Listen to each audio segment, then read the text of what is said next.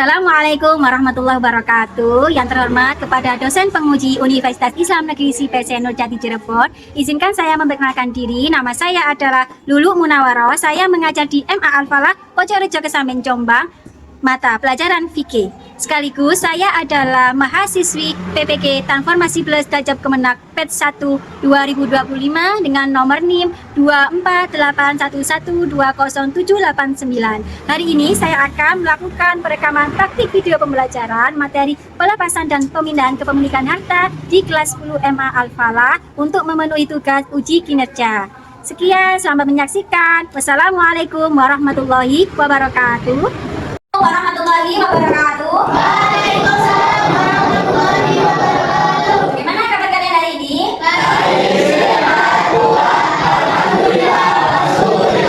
Alhamdulillah, semua dalam keadaan sehat lah. Iya.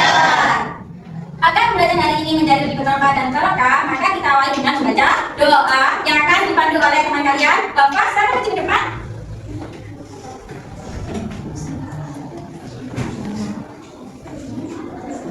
Sebelum memulai pelajaran, marilah kita berdoa terlebih dahulu. Doa mulai. Raditu Billahi rabban wa bil islami dinan wa bi Muhammadin nabiyyan wa rasulan. Rabbi zidni ilman nafi'an warzuqni fahman shalihan bi rahmatika ya arhamar rahimin. Sebelum ibu mengecek kalian, apakah sekarang kalian hari ini sudah rapi? Sudah. Kanan kiri kalian sudah bersih? Sudah. Alhamdulillah. Apakah hari ini tidak masuk? Iya. Alhamdulillah, semua sehat ya? Iya. Materi kita hari ini adalah bab 4 yang berjudul pelepasan dan perubahan kepemilikan harta yang meliputi nafkah, sedekah, hibah, hadiah, dan wakaf. Islam adalah agama yang mulia dan sempurna. Dalam Islam juga mengatur segala aspek kehidupan manusia beserta memberikan solusi beberapa problematika yang terjadi dalam kehidupan kita sehari-hari. Oleh karena itu, agama Islam menganjurkan umatnya untuk saling tolong-menolong. Salah satunya adalah mendermakan harta sesuai dengan materi kita, yaitu nafkah, sedekah, hadiah, hibah, dan wakaf. Materi kita hari ini masih ada kaitannya dengan pelajaran minggu kemarin, yaitu masih dalam konteks muamalah dalam Islam. Masih ingat muamalah kemarin apa? Yaitu menjalin hubungan antar sesama manusia. Tujuan pembelajaran kita hari ini adalah anak-anak bisa memahami, menyimpulkan, dan mengkomunikasikan materi tentang pelepasan dan perubahan kepemilikan yang meliputi nafkah, hadiah, sedekah, hibah, dan wakaf. Kemudian, pelajaran kita hari ini akan menggunakan model pembelajaran PBL, yaitu Problem Based Learning. Pembelajaran yang berbasis masalah, yang mana nanti bisa didik anak-anak akan diinstruksikan untuk memecahkan suatu masalah atau kasus dan menemukan solusinya secara bersama-sama. Sebelum pelajaran dimulai, agar suasana kelas kita menjadi lebih hidup dan kalian lebih bersemangat, kita mulai dengan tepuk tangan dulu Siti, dan selanjutnya Ais Siti. Dulu kita kan dulu ya. Personal Siti.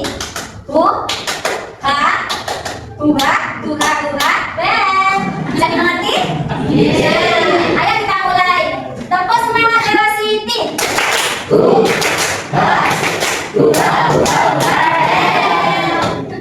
Sekarang kita akan beralih ke STD. Kita akan bermain urutan angka. Okay. Kalau ibu bilang 13, 14, 16, berarti kalian akan melanjutkan menjadi 15, 16, 17. Terus kemudian kalau ibu bilang 21, 22, 24, berarti kalian akan meneruskan 25, 26, 28. Bisa dimengerti?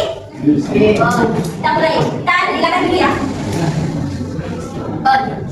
Teruskan angka dari 20, 21, dan balik. Saya betul. Saya. Ya, saya simak.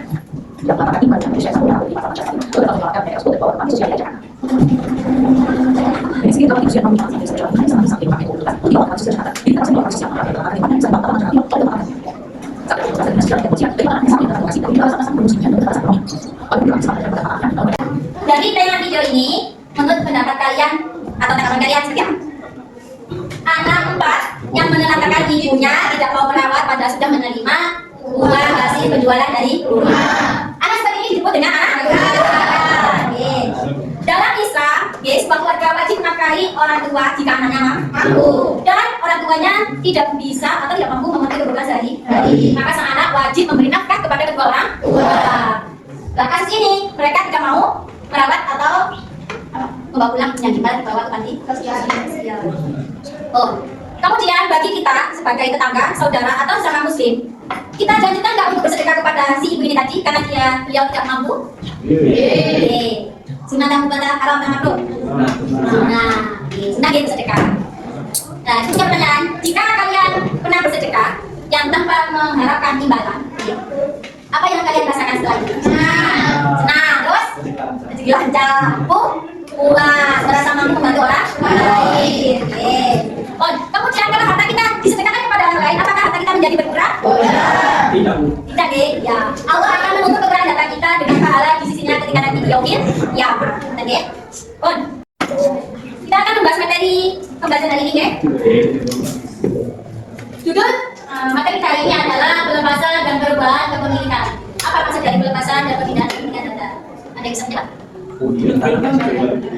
Ya, berpindahnya harta yang kita miliki kepada orang lain meliputi nafkah, sedekah, hibah, hadiah dan wakaf. Nah, apakah pelepasan dan perubahan kepemilikan itu? Nah, itu tadi jawabannya, nih. Karena berpindahnya harta kita kepada orang lain. Kemudian, apakah nafkah, sedekah, hadiah, hibah, wakaf itu nanti akan bicarakan selanjutnya? Ayo mengamati. Lihat deh, gambar ini gambar apa ini? Kita bilang apa? Nah, kemudian ini menggunakan bisa bagi pemberi nafkah. Kemudian, nah ini kakak bakal saja ini. Kemudian, pasang dengan ke Pancasila. Kemudian ini, sama deh. Kenapa kok kita bisa memberi? Karena hanya orang yang tidak mampu ada pada diri kita yang sudah mampu. Nah, ini pelepasan dan perubahan harta. Tujuan saya sampaikan, ya. Karena pengertian nafkah. Jadi, lafaz nafkah itu diambil dari kata infaqur, atau lagi yang memiliki arti mengeluarkan. Dalam bahasa Arab, kata infak tidak digunakan selain dalam hal kebaikan. Jadi, nafkah secara istilah adalah pemberian berupa harta atau benda atau kebutuhan hidup yang wajib diberikan kepada orang yang menjadi tanggungannya. Sesuai firman Allah surat At-Talaq ayat 7. Bismillahirrahmanirrahim. Yaumi tadru sa'ati wa mikuti alaihi disebut bayrun mimma atahumma dalikum nafsakima ataha. Sekali, nyatanya hendaklah orang yang lapang rezekinya memberi nafkah menurut kemampuannya, dan orang yang disempitkan rezekinya hendaklah memberi nafkah dari harta yang dianugerahkan Allah kepadanya. Allah tidak membebani kepada seorang melainkan sesuai dengan apa yang dianugerahkan Allah kepadanya. Misalnya tak punya uang, tak punya harta, tak punya benda yang disedekahkan kepada orang lain, maka cukup dengan tindakan atau perbuatan berupa senyum, ya kayak senyum ngomong sing enak temani. Senyum ya. Mulai atau senyum kulit, ruwet, ya. Lanjut. Nah, isi kerangka sebab nafkah. Jadi nafkah atau dalam nafkah tadi disebut dengan nafkah, hukumnya adalah wajib diberikan kepada orang yang menjadi tanggungannya. Tandanya itu karena ada sebab hubungan keluarga yang meliputi pemberian nafkah yang wajib diberikan orang tua kepada anaknya, atau anak yang mampu menafkahi orang tua yang kurang mampu. Kemudian ada hubungan kepemilikan, seperti seorang sayyid atau tuan terhadap pembesarnya atau budak ini. Zaman dulu itu kan masih ada budak. Jadi kalau punya budak wajib menafkahinya, meliputi makan, minum, pakaian, tempat tinggal. Atau seorang yang punya hewan peliharaan atau binatang ternak besar, maka juga dia terkena kewajiban memberi nafkah berupa memberi makanan, minum, dan tempat tinggal. Kemudian sebab terakhir ada hubungan pernikahan. Misal orang yang jomblo, lagi rabi, sholat. Karena dia menikah maka dia dengan kewajiban memberi nafkah kepada sang istri, wajib. Makanya kalau orang yang tidak dalam sebuah menikah merasa dirinya tidak mampu menafkahi, maka adalah yang menunda pernikahannya dengan berpuasa. Misalnya langsung ini bergejolak, tapi tidak punya uang untuk menikah, maka dia tidak dengan diri untuk berpuasa. Jadi nafkah istri sudah deh. Nafkah istri wajib selama ada tali pernikahan. Kalau sudah bercerai maka sudah tidak ada kewajiban. Kemudian nafkah anak. Pernah dengar sampai mana orang tua wajib menafkahi seorang anak? Ya, sampai dia mampu dengan diri. Kalau perempuan dia sampai menikah, kalau laki-laki sampai dia mampu dengan diri. Pas sudah menikah maka perempuan anaknya akan menjadi kewajiban bagi suami. Kemudian pertanyaan dari apa? Selanjutnya adalah sedekah. Sedekah adalah akan pemberian harta milik seorang kepada orang lain tanpa mengharapkan imbalan, semata-mata hanya dijelaskan. Sodako itu tidak ada dalam bentuk materi, bentuk tindakan, senyum. Nah, berarti sodako bentuknya sunnah. Sebagaimana firman Allah dalam Al-Qur'an ayat 272. Dan janganlah kamu belanjakan sesuatu melainkan karena mencari ridho Gusti Allah. Jadi apapun yang kita lakukan di dunia ini hanya untuk mencari ridhonya Gusti Allah. Oh. Nah ini dia. Ingat untuk selalu bersenyum. Saya bisa ini, it's my mind. Ini tanpa sekali hati karena rasa takut. Senyummu dari rasa dalammu adalah rasa takut. Boleh sedikit. Misalnya. Nah ini ciri-ciri orang yang suka bersedekah. Itu sukarela, entengan. Ada di sini yang dibidai bantuan enteng tuh. Kita malah sering bulat tadi. Banyak lagi saya. Terus tidak dapat waktu dan jumlah. Beli rokok, kita jalan rokok. Beli jajan, kan bisa. Pakai situ teman-teman di kampus. Dibagikan pada teman. Oke. Ini kita bawain lah. Oke. Kemudian bisa bawa makanan dan lainnya. Sekarang keutamaan sedekah menghapus dosa. Oleh kata sedekah sesuai nanti jalan kaki kan meteng-meteng tak kuat loh. Terus mendatangkan rezeki, menemukan rasa hati dan juga bisa menyembuhkan penyakit. Obatilah sakitmu dengan bersedekah. Oke. Kemudian, iya. Kalau bersedekah maka akan mendapatkan pahala betul. Pahala deh. Berapa pahala bersedekah? Sebagaimana firman Allah deh. Dalam surat Al-Baqarah, Bismillahirrahmanirrahim. Masalul ladzina yunfiquna fi sabilillah kamathali habbatin ambatat sab'a sanabila fi kulli sunnatin habba. Jadi, barang siapa seperti perumpamaan orang yang menyedekahkan hartanya di jalan Allah, maka dia akan mendapatkan pahala seperti sebuah benih. Benih yang tumbuh menjadi 7 bulir ya. Bulir ya. Satu benih menumbuhkan 7 bulir. Salah ya? 7 apa deh? Biji bulir benar. 7 bulir tahu bulir apa? Senin semangat soal kaki. Apa kayak ini? Itu namanya bulir satu kakak. Satu bulir berisi 100 biji. Nah, maka ganjaran yang didapatkan atau pahala bersedekah menjadi 700 kali lipat. Oke? Lanjut, hadiah. Nah, apakah di antara kalian yang mau memberikan hadiah pada temannya? Pada ibu? Pada adik kakak? Pada? Jadi hadiah adalah akad pemberian yang diberikan seorang kepada orang lain dengan tujuan memberi penghargaan atau penghormatan atas suatu prestasi. Ya, contoh pacar yang satu, gambar hadiah dari guru. Nah, itu namanya hadiah. Atau teman yang berbeda tahun di kartu satu kelas, bisa lulusan, bisa. Nah, itu juga dinamakan hadiah karena naik umurnya setahun. Kemudian hukum hadiah adalah mubah. Sekarang bisa dibedakan antara sedekah dan hadiah. Bisa dibacakan perbedaannya? Sedekah diperuntukkan kepada orang yang membutuhkan. Kalau hadiah kepada orang yang senang. Ya, terus sedekah itu hadiah kepada orang yang bermati. Ya, terus hadiah hukum asal sedekah adalah hukum asal hadiah adalah mubah. Tapi bisa berubah menjadi wajib ketika dalam keadaan mendesak. Asal kalian punya tetangga yang mau melahirkan. Lanjutkan antara ibu dan nanti. Lah suaminya tidak bekerja, tidak punya apa-apa untuk digunakan membayar biaya persalinan. Nah, sampai sekarang tangan dekat, maka dinilai hukum menjadi wajib. Kita bisa sedekah sak duwe ni sama uni. Oke? Cara sedekah, oke? Kemudian rukun sedekah dan hadiah. Jadi rukun sedekah itu ada satu pada pemberi sedekah, ada hadiah. Kedua penerima, ketiga ijab kabul. Kemudian ada barang atau benda. Ijab kabul, ijab itu kata dari siapa? Dari orang yang mau, kalau orang yang benar. Semangat tanggal hikmah sedekah dan hadiah. Sampeyan le dapat kalau bagi membutuhkan dan memberas lalu. Sampai punya teman cowok perhatian, suka bantu, seneng nggak? Sampai punya teman menteri, jadi kalau nggak bisa poros, wah, bukan aja lalu.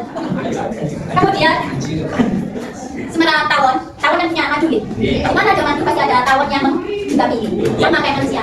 Dan manusia itu kalau nih, kalau masih digini bakalan mati DP atau mendekatkan ke sampean. Nanti sih, bisa Rizky ketemu bapak. Terus Rizky berdoa, Tika bisa. Jadi sampai dikasih sesuatu dari Rizky. Lama-lama, ini senang kembali ke sama Rizky. Soalnya itu hadiah atau soal bisa kompon. Loh ini deh, hikmah sedekah dapat meredam hutang Rizky. Misalnya dapat ingin dibendoni, diberkaikan sholat maka sampai dengan besar. Bisa punya hajat. Nah, salah satunya bisa digunakan bisa melalui sedekah dengan harapan Allah akan segera mengabulkan hajat kita. Terus rencana. Sedekah itu balak. Lewat nama itu boy, berarti kita tahu. Terkadang juga bisa jadi pas sedekah itu ada bala ada musibah. Nah, itu namanya diuji kali uji. Allah masih bersyukur atau kufur. Oke. Bon, ada pertanyaan sampai sini? Ada pertanyaan? Tidak berarti. Selanjutnya hibah. Oke. Hibah adalah akan pemberian harta milik seorang kepada orang lain waktu yang masih hidup tanpa ada impian sebagai tanda kasih sayang. Bisa ya, Rifki punya anak laki-laki. Rifki punya anak Alif bisa. Rifki punya anak Alif berikan Rifki sepeda motor. Pinjam pula. Nah, itu namanya hibah. Karena Rifki masih hidup. Kalau Rifki sudah meninggal, berarti dinamakan warisan. Oke? Nah itu. Nah, oke. Kemudian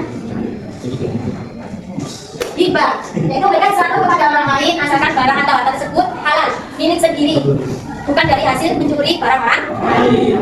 Dan hibah hukumnya mubah. Oke, benar. Rukun dan syarat hibah, penerima hibah disebut ini kayak gitu. Pertama pemberi hibah, dalam bahasa namanya wahid. Karena di wahid masjid berarti tidak cocok dengan ada namanya. Wahid itu orang yang memberi. Wahab, maha memberi. Abdul, wahab. Kita buat apa berarti? Selanjutnya kedua rukun adalah penerima hibah dinamakan maubub lah. Kemudian barangnya dinamakan maubub. Terakhir rukunnya adalah ijab dan qabul. Ini perbedaan nih.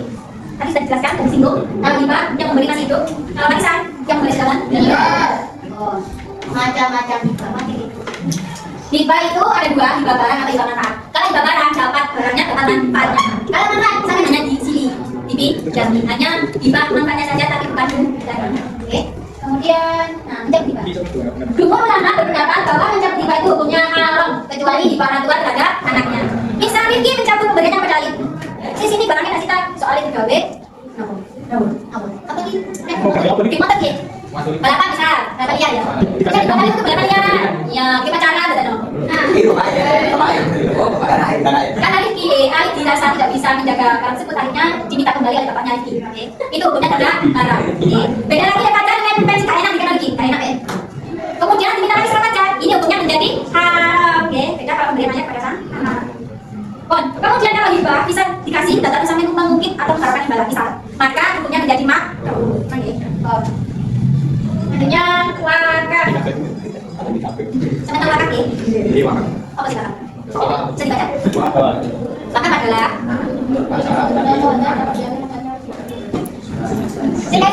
siapa soalnya? Terima. Memberikan suatu benda atau harta yang dapat diambil manfaatnya untuk digunakan untuk kepentingan syarat. Jadi wakaf itu sekarang bahasanya menahan atau dalam bahasa Jawa mandek bukan milik siapapun, hanya miliknya Gusti Allah. Kemudian secara istilah wakaf yaitu memberikan suatu benda atau harta yang dari manfaatnya untuk digunakan bagi kepentingan masyarakat. Oke. Misal apa ya? Ajis ini punya sawah, dihibahkan ke pondok Al dijadikan asrama. Asrama gitu. Atau dijadikan sekolah lah. Pas di sekolah berarti manfaatnya bisa dirasakan oleh masyarakat umum, tidak untuk pribadi. Kemudian hukumnya wakaf adalah sunnah.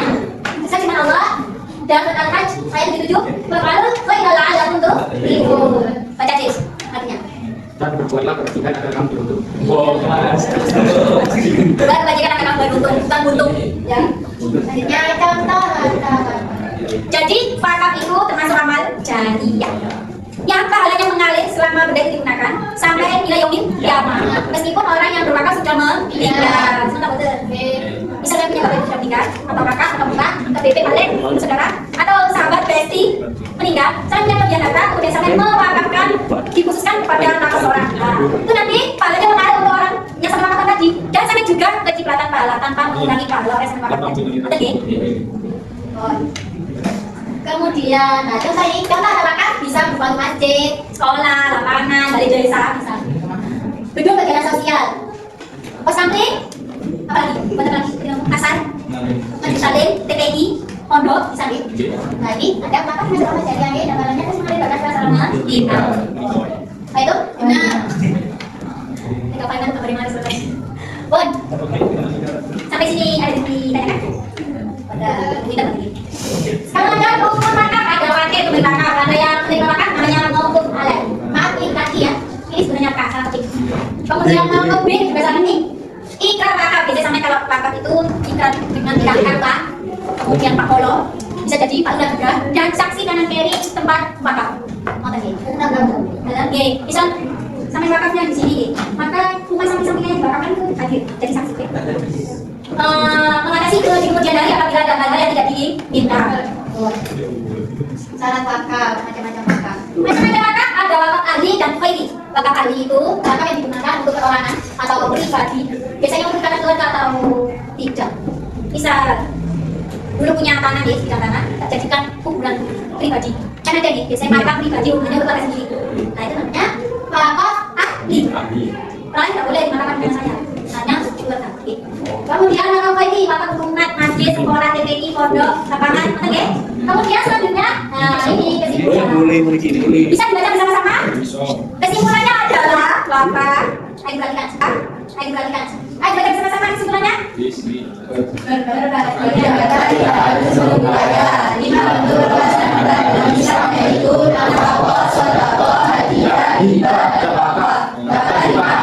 Masing-masing memiliki niat, hukum, tujuan, dan pendapat yang berbeda, tetapi semuanya mengajarkan dengan kebaikan dalam kepentingan sosial dan kepentingan masyarakat. Bersedekah tidak harus menunggu.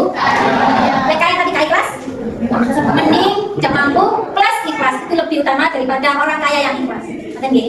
Soalnya ikhlas sekarang tidak punya kan, terus kan gue nyangka no. Apa bahasa Indonesia? Sampai sini bang nggih? Saya ditanyakan?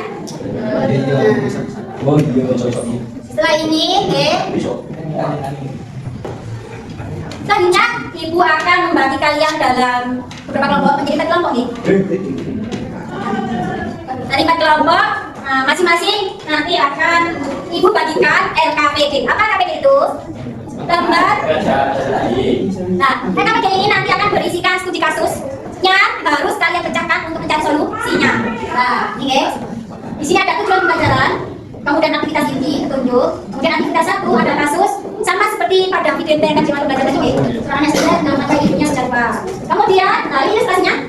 Ada pertanyaan 1 apa urutan dalam agama Islam sebenarnya, kemudian soal 2, soal 3, dan aktivitas kedua adalah mengisi tabel yang berisikan pengertian singkat dan contoh kasus. Bisa dipahami? Nanti setiap kelompok terdiri dari 4 sampai 5 anak.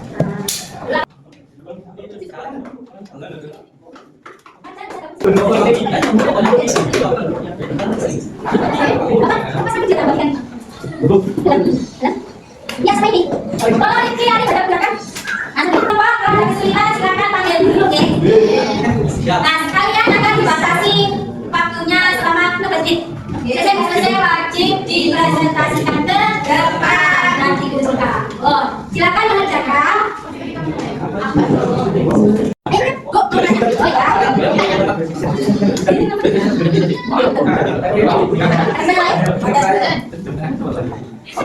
Nanti jangan nanti kelompok 1, kelompok 2, kelompok 3, kelompok 4.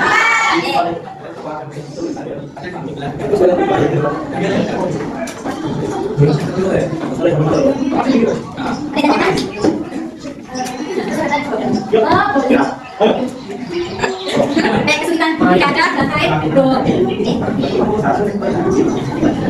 Kelompok 1 apa kesulitan? Tidak bisa.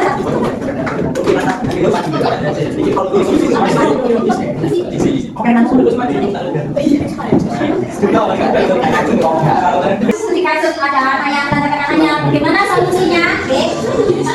Bisa diedukasi melalui seminar atau majelis taklim, khutbah Jumat, atau pengajian umum di desa kalian, atau ada workshop, seminar mana nih?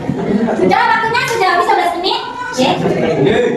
Saudara, pertanyaan kedua kelompoknya maju ke depan mengambil nomor undian. Siapa yang akan menentukan LKPD-nya?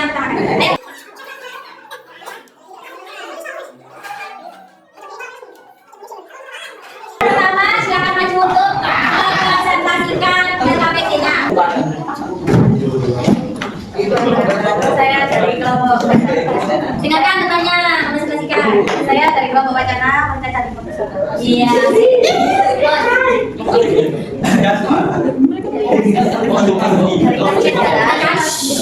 Tadi urutan pertanyaan-pertanyaan. Nomor 1 apa hukum menafkahi orang tua dan hukumnya wajib karena pemberi nafkah haruslah kepada orang tua yang bisa memiliki dan harus menafkahi. Apakah betul? Betul. Bagi orang tua dalam Islam wajib sama saja yang kami makan hanya bukan bagi kedua orang tua dan saya dari orang miskin dan orang yang dalam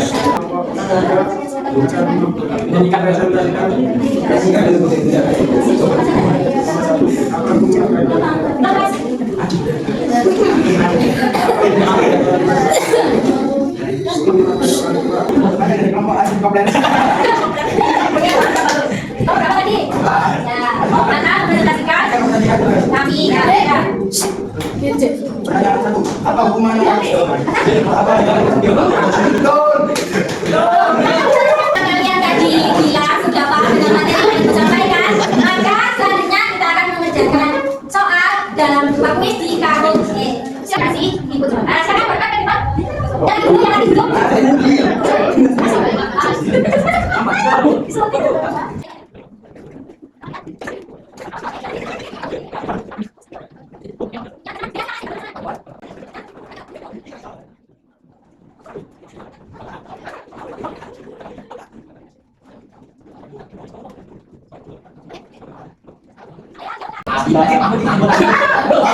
Berapa dari tiga? Ada dari dua. Berapa dulu? Iya. Tadi KKP diskusikan siang kalian diskusikan tadi bisa diambil kesimpulan? Sange. Kita simpulkan, Anda coba simpulkan hasil dari diskusi kalian sama-sama. Oke.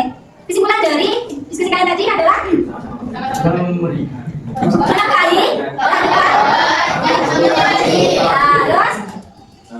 pesan dari nafkah.